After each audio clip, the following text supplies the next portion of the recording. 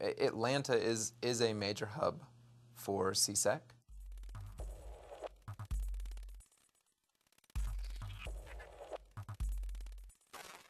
We actually conducted a study, a first of its kind study, where we collected data from men who were attempting to purchase sex with young females and with adolescent females specifically. What we found was pretty startling, actually, that a significant number of men in Georgia are either knowingly or unknowingly buying sex from adolescent girls. And we're talking about thousands of men. The estimates could put it at around 7,000 men a month. This isn't just a couple of sexual predators among us. The men from our church, the men from our neighborhood, the men from our family.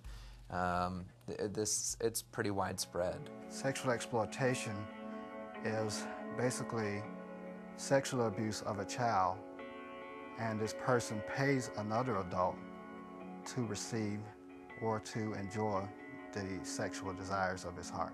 Commercially sexually exploited children is often a misunderstood concept.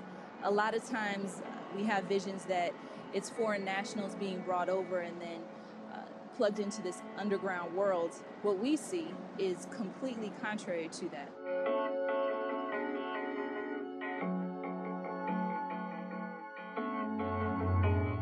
A lot of girls who come from the Atlanta area across all socioeconomic brackets, what we see is that it's either family members or someone who has gained the trust of these girls who is then turning that trust into something else and beginning to prostitute those girls out to other men.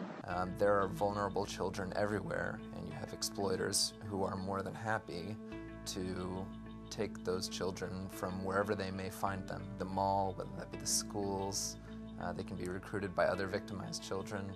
My first reaction to discovering this issue was probably pretty similar to most people. It can't be happening here.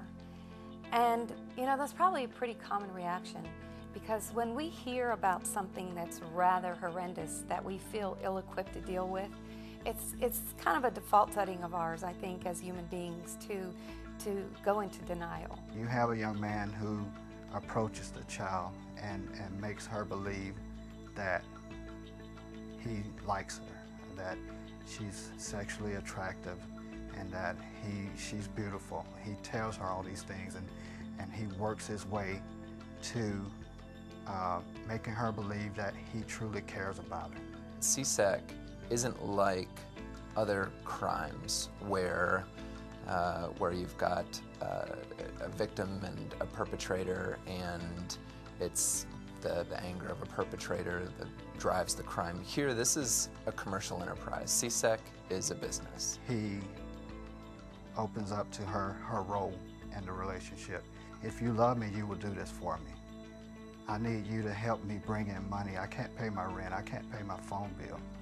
He's playing on the emotions of his child while manipulating her and confusing her even more. But at some point, she's opened up to adult males who are paying money to sexually abuse this child. A lot of times there's an extra component that the pimps add to the scenario of becoming violent with the girls. Oftentimes we think about, well, why wouldn't these girls just run away and tell the police? But the truth of the matter is that pimps spend a lot of time training these girls to believe that the police are the enemy, and that the only thing that will happen to them if they go and tell is that they will get locked up. And unfortunately, in a lot of cases, that's exactly what's happening. These underage girls who are truly victims in this scenario are getting locked up. In order to help these children, we have to remove them from their settings, from their environments. We receive referrals from juvenile court and also from the community and any organization that may have identified a CSEC victim.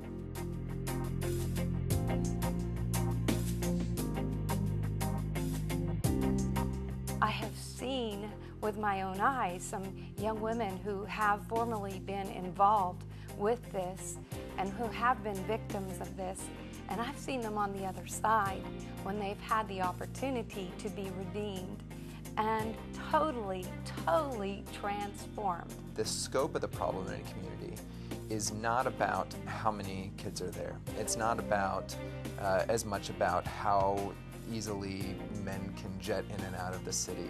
the scope of the problem is very much a function of how permissive that local community is going to be in allowing CSEC to continue to go on. Whatever you can do, raise awareness, become involved in active groups. You can volunteer, you can put in funds. You can become a mentor. You can just be a voice for one of our girls. It's just a matter at this point of finding those who will, first of all, be willing to face this issue, and secondly, be willing to look at it through the lens of hope and not just despair, and to give their time, their passion, their efforts, and even their resources to defeating this. So we have the solution. We need the people who will be willing to be a part of giving that solution to these young girls.